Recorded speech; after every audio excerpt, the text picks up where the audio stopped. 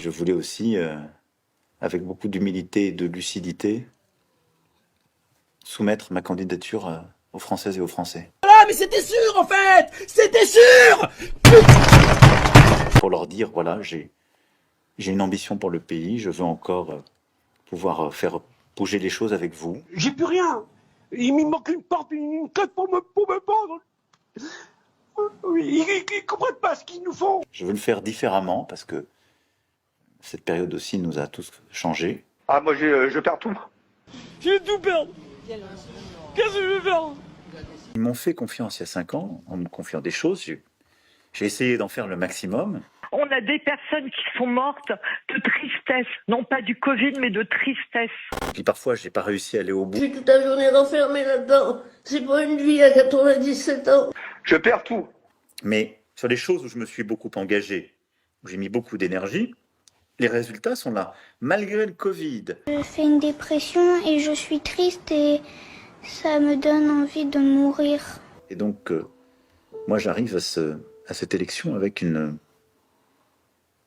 d'abord en étant déterminé, en voulant continuer à bouger les choses, à préparer l'avenir pour nos enfants. Les Françaises et les Français sentent tout.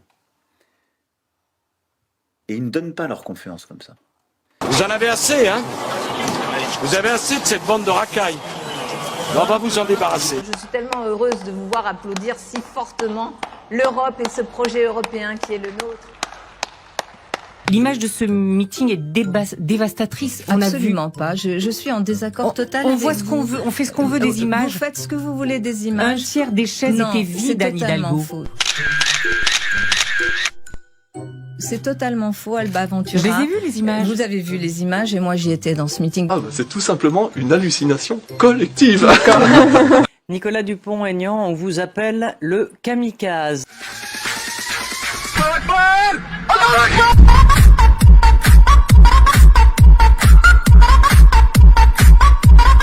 Ça va péter. Je ne crains pas la bataille, auriez-vous dit, et c'était le 26 janvier, et il a dit c'est quand vous voulez, Madame Taubira. On a retrouvé le tweet. Oui. Et donc ce soir vous nous dites, bah oui, je veux bien. Non, j'ai fait la proposition. C'est lui qui a refusé. Moi, je t'ai donné rendez-vous, je t'ai appelé pour qu'on se batte tous les deux tête à tête. T'as même pas voulu faire 100 kilomètres. Les échanges avec les personnes sur le terrain, notamment. En tout cas, aujourd'hui, nous, on peut pas livrer la bataille. Livrez-la en notre nom. Livrez-la en notre nom. Je t'ai pris tête à tête. Monsieur, j'en veux, Joe. J'en veux, je suis mort, j'en veux. Donne-moi rendez-vous, je viens. En tout cas, l'invitation est lancée et relancée, et elle est sur mon plateau, ici, à LCI, soyons clairs. Voilà. T'as intérêt de venir, Joe. Mais aussi, un pratiquant de la peur. Si c'est un homme, qui vienne, quoi. Tout Ça a simplement. une signification particulière de voter pour une femme. Ça doit en avoir une. Oui, ça doit en avoir Mais une. ça veut dire qu'il y a une signification Mais particulière il n'y a à pas voter eu de pour un femme homme. présidente de la République depuis le début de la République. Ah oui. C'est votre image écolo, quoi. Ah, moi, je suis écolo coco. Écolo coco. Ouais. Ouais. Écolo coco. Écolo coco. Écolo coco. Lo coco. Tis. Écolo coco. Lo coco. Quand on est salarié, on sait que c'est pas de se mettre autour de la table avec le patron, hein. C'est le rapport de force, c'est la bataille, c'est la bagarre. La bagarre. Il se dit, Florent Philippot, dans le petit microcosme politique, que vous n'aurez pas les 500 signatures nécessaires pour être candidat à l'élection présidentielle. Est-ce que vous pouvez confirmer ou infirmer cette information? Écoutez, je vais voir cela dans les jours qui viennent. Alors vous venez donc d'annoncer que vous retiriez votre candidature à la présidentielle par manque de parrainage. La remontada de la France, la remontada industrielle, remontada et remonter la France, remonter la France, la remontada. Je suis venu ici pour dire que je n'ai pas réussi. La remontada de la France. Le moment est donc venu pour moi de vous dire que j'ai pris la décision de me retirer de la course présidentielle. Vous savez que le général de Gaulle disait « Comment voulez-vous gouverner un pays où il existe 246 variétés de fromage ?» Eh ben moi, je vais vous dire que je n'imagine pas plus grand honneur et plus grand bonheur que de présider un pays dans lequel il y a plus d'un fromage, enfin plus de fromage que de jours dans l'année. Voilà. Les calculs sont pas bons, Kevin. Oui. Est-ce que Arnaud Montebourg devrait se rallier à Jean-Luc Mélenchon? Moi, je le pense. Je le pense. Il faut une dynamique d'union. Ouais, mais c'est pas toi qui décide. Alors, Paris est dans un état lamentable, les chaussées sont délabrées, c'est sale, l'image de la France est dégradée. Comptez-vous faire pareil pour notre pays? Donc oui, je compte faire la même chose pour notre pays. Wallah, qu'ils viennent ces klebs de Babtou. Sur le Coran, nous les Renois et les Rebeux, on va leur niquer leur mère à ces fils de pute. Nos policiers aujourd'hui font un travail déplorable. Vous avez eu un lapsus. Lapsus intéressant. Attention, lapsus. Oui, j'ai fait un lapsus. Moi, quand je serai présidente de la République, je proposerai un plan hors sec pour cette justice. Un plan hors sec pour leur permettre de juger en comparution immédiate les flagrants délits. Les flagrants délits. Je vous donne un exemple. Allez-y. Je vois pas quel est le message politique pour la France. On est tous contre l'antiracisme. Il faut absolument que je puisse être candidate, c'est pas possible. Surtout que vous savez très bien que la société est une véritable cocotte minute. Oui, moi aussi, monsieur. Mais qui êtes-vous? C'est Marine Le Pen. Nique ta mère. Qu'est-ce que c'est que ça? Je ne cherche pas à gérer cette société. Je pense qu'il faut la renverser, cette société capitaliste. C'est pas possible. Les riches sont riches parce qu'ils volent. La richesse, c'est du vol. Et on dirait qu'il y a un peu plus de monde que prévu. Écoutez, petit bonhomme, vous faites le nigo. Vous arrêtez avec ce ton ni insolent, ni arrogant. Vous êtes tout le temps en train de pleurnicher. Enfin, vous m'avez manqué. Voyons. J'ai bien l'intention de vous hacher menu. Voyons. C'est exactement la même chose. C'est mon tour, c'est moi qui parle. Vous me faites de la peine. Menu. J'appartenais à une secte. Voyons. Voyons. C'est exactement la même chose. Voilà, vous êtes tout le temps en train de pleurnicher. Le plat préféré des Français, c'est le couscous. Qu'est-ce que vous avez prévu, grand cerveau? Je suis pas une biche, vous savez, vous êtes pas là. Mélenchon a trahi Mélenchon. La chose que vous avez sous les cheveux qui vous reste, ça s'appelle un cerveau. Ça ressort. Je suis sourde depuis. Vous avez quelque chose contre les handicapés, j'ai remarqué. Parce qu'il va y avoir un taux d'abstention jamais atteint. Cette campagne, mais c'est une campagne de merde. Vous comprenez? Mais on ne dit rien, à part des insultes. Allez-y. C'est vraiment un coup de gueule, parce que je remarque que tout ce qui est dit actuellement, bon déjà, Emmanuel Macron vient de rentrer en campagne, il est déjà en tête des sondages, je trouve que le CSA ne fait pas son travail. Quand vous dites que le CSA ne fait pas son travail par rapport au sondage, c'est-à-dire, ça veut dire quoi en fait? Le CSA par rapport au temps de parole, c'est-à-dire que lorsqu'on est en campagne, on est en campagne. Lorsqu'on n'est pas en campagne, on n'est pas en campagne. Vous voyez, c'est toutes ces choses-là qui fait qu'aujourd'hui, les tendances montrent que Macron va arriver au pouvoir. Ouais. Et ça fausse les élections. C'est-à-dire que moi, autour de moi, je constate que personne n'est favorable à Macron. Très majoritairement, de partout, puisque je me déplace médicalement de partout dans toutes les villes. De partout où on arrive, on se regarde avec les chauffeurs de taxis médicaux, avec les gens des hôpitaux, avec nos collègues dans les villages et tout ça, et dans les villes. Mais on se regarde, mais où c'est qu'ils vont chercher ça? Où est-ce qu'ils vont chercher les 30% qui se disent macronistes et qui veulent voter Macron? Vous, je pense que si Macron finalement se retrouve face à Zemmour après 5 ans de pouvoir, il a eu Le Pen il y a 5 ans, finalement 5 ans après c'est Zemmour qui remplace Le Pen, ça serait le grand remplacement, Zemmour qui remplace Le Pen, finalement c'est quand même un aveu d'échec, c'est-à-dire que les problèmes ne sont pas résolus, c'est-à-dire que s'il y a encore autant de gens qui sont prêts à voter pour un candidat comme Éric Zemmour dans notre pays, c'est quand même que ça ne va pas. Et donc il faudra quand même interroger Emmanuel Macron à un moment donné, il n'a pas apaisé le pays, je veux dire, cette colère est toujours là. Il y a des gens qui sont prêts à voter pour un candidat radical. Zemmour, oui, mais c'est Emmanuel Macron qui gouverne le pays, qui devait régler les problèmes, qui visiblement ne les a pas suffisamment réglés. Sinon, les gens ne voteraient pas Zemmour. Moi, je trouve que l'attitude d'Emmanuel Macron est honteuse, mais en même temps, je la trouve pas surprenante. C'est quelqu'un qui s'autorise tout, qui se permet tout, qui fait preuve depuis le premier jour de son mandat d'une indécence incroyable et donc il continue. Son instrumentalisation de la crise ukrainienne, c'est juste à pleurer. Ses photos sur Instagram, c'est à se taper la tête contre les murs. Son look en sweatshirt pour montrer qu'il est jeune, sweatshirt siglé d'une compagnie de l'armée pour montrer qu'il est dans la guerre, et en même temps la barbe de 3 jours pour montrer qu'il est normal. Enfin, un tel niveau de communication, c'est une honte. Et d'ailleurs, les médias ukrainiens eux-mêmes se sont foutus de notre gueule après ces premières photos où il était à l'Élysée, la tête dans ses mains, comme s'il était pénétré par le devoir de sa charge par rapport à ce qui se passe en Ukraine. Alors qu'en fait, ce qu'on voit, c'est qu'il fait sur l'Ukraine comme sur tout le reste des moulinets qui n'aboutissent à rien, puisque c'est quand même ça fondamentalement cet homme-là, c'est quelqu'un qui fait une communication stérile. Partout où il va dans une région, il insulte les habitants de la région. Il va en Bretagne, il y a des illettrés. Il va en Guadeloupe, il s'expatrie. Il va dans les Hauts-de-France, il considère qu'il y a de l'alcoolisme et du tabac en très grand nombre. Donc c'est quelqu'un qui ne connaît pas le pays d'abord. Moi j'ai vu un président de la République plusieurs fois dans plusieurs déplacements, en Guyane, dans ma commune à Tourcoing, d'une écoute, d'une empathie, une volonté de convaincre. Je ne compte plus les motifs de mécontentement de mes électeurs, monsieur le Premier ministre, qui parlent de la défiscalisation des heures supplémentaires ou du recalcul du quotient familial. Éternel oublié, éternel sacrifié. Non à la défiscalisation. Moi, j'essaie d'être cohérent. Avec 15 élèves à l'intérieur, qu'est-ce que vous répondez à Anne Hidalgo? Voilà la grosse sécurité pour nos bulletins de vote. Regardez, c'est des voitures sécurisées avec les gendarmes et tout, hein. En fait, il y a des Twingo qui sont arrivés avec des ça. C'est nos bulletins de vote, les gens. Voilà, la grosse sécurité pour nos bulletins de vote. Ça veut dire que les gens peuvent s'arrêter n'importe où sur la route et tout changer, en fait. Voilà, voilà la grosse sécurité. Voilà comment vous avez voté, les gens. Voilà. Je m'en fous, madame, de la plaque d'immatriculation. Je m'en fous. Mais en fait, c'est pas ça, madame.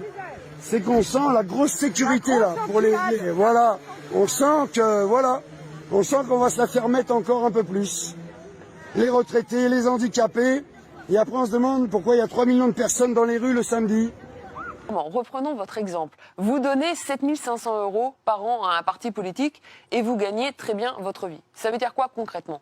Vous donnez 7 500 € à un parti politique, vous bénéficiez de 5 000 €, 2 tiers de réduction d'impôt. Et donc vous ne payez de votre poche que 2 500 €.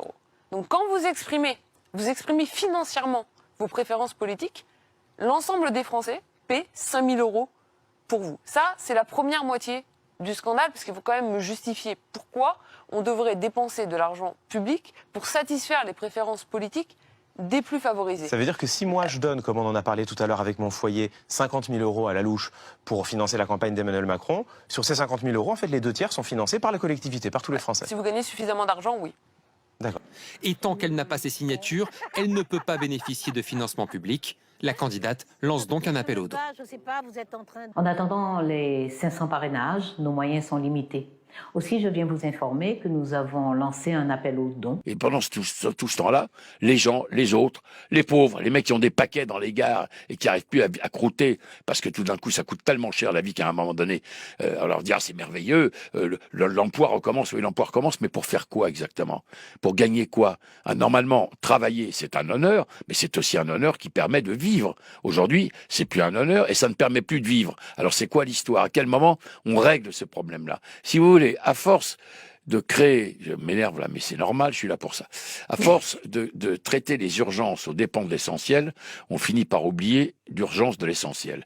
Qu'est-ce qui va être plus important que de sauver l'hôpital public qui est à l'aube du naufrage, parce qu'il y a 3500 personnes sur 67 millions qui sont en réanimation d'urgence. C'est pas possible. On n'est pas au Moyen-Âge, là. Ça aussi, ça fait des dizaines et des dizaines d'années que c'est comme ça. Personne n'est coupable, tout le monde l'est. C'est ça qui compte. C'est pas la compétitivité de ceci, de cela, de pas ci, de pas ça. La politique, c'est important parce que ça définit la vie et la mort des femmes et des hommes. Donc, il n'y a rien de plus important de faire que les hommes et les femmes vivent mieux. Il n'y a pas d'avenir à gauche, vraiment, vraiment. Je suis inquiet, pessimiste. Emmanuel Macron, inquiet et pessimiste. Emmanuel Macron se dit pessimiste et inquiet. Inquiet et pessimiste. Il était inquiet, qu'il était pessimiste. Inquiet et pessimiste. Mais il a aussi fait une déclaration à la presse étrangère. Avec le président. Avec Vladimir Poutine, vous avez vu la possibilité d'espoir. C'est possible de répondre en anglais, s'il vous plaît, s'il vous plaît. If you want. Et on sait ce qu'il va répondre. Pessimiste en anglais se dit pessimistique. You know, definitely optimistic. Ah bah du coup, on préfère quand il parle en anglais, non? Je suis, you know, I'm pessimiste, optimistic. Concernant les Ukrainiens, il y a énormément de réfugiés. On est déjà à plus de 2,5 millions de personnes qui ont quitté leur pays. Vous préfériez que cet accueil se fasse, je cite, dans les pays limitrophes, et vous avez demandé aux candidats à l'exil. Vous l'avez dit? Non, absolument pas. Ah non, absolument pas. Vous confondez avec Éric Zemmour. Non, pas... Maintenant, ce que je crois, c'est que il est préférable, effectivement, d'organiser leur accueil dans les pays limitrophes pour qu'ils puissent rentrer chez eux le plus rapidement possible. C'est aussi pour cela que nous travaillons avec la Pologne, avec la Moldavie. Je ne sais pas si je serai encore candidat ce soir, parce que cette élection n'a plus aucun sens. Elle ne ressemble plus à rien. C'est l'élection suprême d'un des plus grands pays du monde. Et regardez, il reste 2 malheureux débats auxquels je ne serai pas invité, pas plus qu'hier soir. Ça apparaît quand même comme très dérisoire et même du foutage de gueule, c'est facile à dire, mais c'est vrai que... Ou alors ils mesurent pas à quel point... 9 euros pour vous, sur un plein, c'est dérisoire. Mais oui, mais il y a l'augmentation du carburant, mais il y a tout qui augmente, et puis les salaires sont très bas. Ça fait longtemps quand même qu'il y a un appauvrissement de la population. Enfin, on le voit, il y a 8 à 9 millions de gens qui vivent en dessous du seuil de pauvreté. Et à côté de ça, on voit des ultra riches et des richesses énormes. Enfin, et le gouvernement, il nous pond un truc à 15 centimes, comme il nous avait pondu une prime de 100 euros là, il y a pas longtemps, là, justement par rapport à la hausse de carburant. Et c'est vrai que ça peut apparaître comme une provoque. En tout cas, je pense que dans la population, ça apparaît pas du tout comme une aide. Là, aujourd'hui, il faudrait à minima bloquer les prix. Et puis là, en plus, Total, ils ont déclaré, je crois, 15 milliards de bénéfices il y a pas longtemps. À quel moment on fait un impôt exceptionnel? À quel moment on reprend l'argent chez les riches pour le redistribuer à la population? Et à quel moment on discute sérieusement de l'augmentation des revenus? Parce que c'est facile de faire croire. Enfin là, c'est faire croire que et puis il se passe rien. Alors à la limite, on pourrait se dire, mais on n'a qu'à faire comme en Corse, parce que vous avez vu en Corse, quand ça se met en colère, quand ça brûle les palais de justice, le gouvernement il recule un peu plus. Et c'est là où il faudrait que la colère s'exprime. À un moment donné, il faut descendre dans la rue, il faut dire merde, il faut dire qu'il y en a marre, et puis il faut même montrer, parce que là le problème c'est qu'il y a une vraie pauvreté, une vraie souffrance sociale, et qu'on peut pas jouer comme le gouvernement joue. Mais dans le cadre d'une mesure d'urgence, vous reconnaissez pas que ça peut être un coup de pouce malgré tout? Non, mais non, c'est trop dérisoire. Alors évidemment, c'est toujours pareil. 15 centimes, c'est mieux que pas, mais il est à 2,30 ou pas loin de 2,30, il va passer à 2,15. Il y a pas si longtemps que ça, c'était à 1,80. Donc de toute façon, on est en difficulté. Et puis il faut penser que ce sont les plus pauvres qui utilisent le plus la voiture. Ce sont ceux qui font le plus de kilomètres parce qu'il y a la distance travail-domicile. Donc du coup, ça touche de toute façon les plus pauvres. Et le gouvernement, il est incapable de mesurer ça. C'est un gouvernement de riches en plus, donc ils n'arrivent pas à imaginer qu'il y a des pauvres dans ce pays-là. Ils n'arrivent pas à imaginer à quel point il y a des pauvres. Et ils croient que des fois ces mesures-là. Et alors c'est vrai qu'on est dans un contexte électoral, donc il doit y avoir aussi ce petit calcul. Regardez, on fait des choses. Non, ils font rien. Rapport du Sénat, en effet, hier, qui chiffre à 1 milliard d'euros la facture des ministères et de l'Élysée vis-à-vis des entreprises de conseil, les entreprises de conseil anglo-saxonnes, avec l'une d'elles qui est particulièrement emblématique, qui est le cabinet de conseil McKinsey. McKinsey, c'est 329 millions d'euros de chiffre d'affaires pour la filiale française en 2020, dont 17 millions d'euros qui viennent de vous, qui viennent des ministères et de l'Élysée. Tant de millions donnés, 0 impôt payé. C'est tellement pas un tabou que vous avez doublé l'argent donné au cabinet de conseil sous le quinquennat d'Emmanuel Macron. Un certain nombre de crises, mais l'État peut se renforcer en faisant ponctuellement appel à des compétences qui viennent du privé. Chance là désormais, sachant que McKinsey, qui a quand même touché 17 millions d'euros de la part de l'Élysée et du gouvernement, n'a pas payé 1 euro en France. Est-ce que vous pouvez dire ce matin, nous passerons désormais des services de McKinsey? Ce que je vous dis, c'est que, il y a une enquête judiciaire sur ce sujet-là. C'est le Sénat qui le remet. Il y a une commission d'enquête, mais il y a, je crois, une enquête sur ce sujet-là. Et donc, moi, je suis respectueux des enquêtes. Vous continuerez à utiliser les services de McKinsey. Attendez, Apolline de Malherbe, ce que je viens de vous dire à l'instant, c'est que nous, on considère qu'une entreprise qui fait des bénéfices en France doit payer ses impôts en France. Et en attendant, vous continuerez à leur donner des sous publics. Apolline de Malherbe, je vous ai expliqué à l'instant qu'on allait justement baisser nos dépenses en la matière. Et précisément, s'il y a une enquête parlementaire, ça montre bien qu'il y a une transparence absolue de notre part. Pour moi, les 2 grands chantiers du quinquennat à venir doivent être l'école et la santé. C'est mieux payer nos enseignants. Il y a plusieurs milliards qui seront dédiés à l'augmentation de la rémunération de nos enseignants. Macron a maltraité l'école. Je n'ai pas entendu le président de la République remercier l'ensemble de la communauté éducative sur ce qu'ils avaient vécu ces dernières années. On n'a plus de travail, aidez-nous. Vous avez plus de travail? Pourquoi obliger les soignants? Pourquoi obliger les soignants de se faire vacciner? Monsieur, vous savez très bien que ça fonctionne pas. Mais effectivement, à un moment donné, si pour sauver la démocratie en Europe, il faut faire tourner sa machine à laver la nuit plutôt qu'à 18h, je trouve que c'est peut-être le prix que nous devons être prêts à assumer pour sauver la démocratie en Ukraine. Des milliards et des milliards, 160 exactement, c'est le montant des profits engrangés par les entreprises du CAC 40 en 2021. C'est un niveau historiquement élevé, c'est 4 fois plus qu'en 2020. Le précédent record datait de 2007, 100 milliards.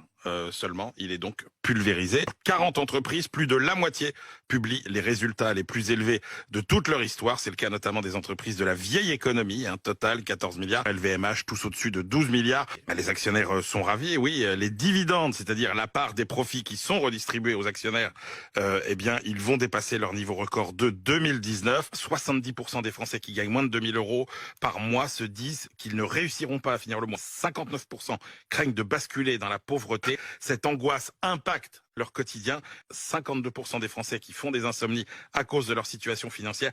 Et ils sont presque 20% à déclarer éviter de répondre au téléphone ou ouvrir leur courrier par peur de tomber sur la banque. Absolument. Et dans les prochains mois, ça va pas s'arranger. Moi, je veux mettre en place un chèque alimentaire pour aider les ménages les plus modestes et les classes moyennes à faire face à ces surcoûts.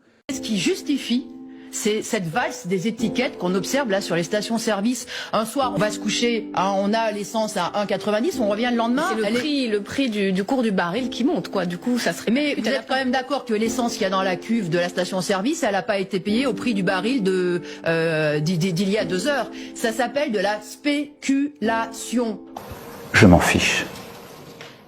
Royalement, totalement, présidentiellement.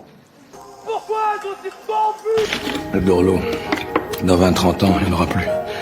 Allez manger ça à toutes les télévisions. Je possède des thunes, je suis à l'aise financièrement, je ne me plains pas, non. Les affaires marchent en ce moment.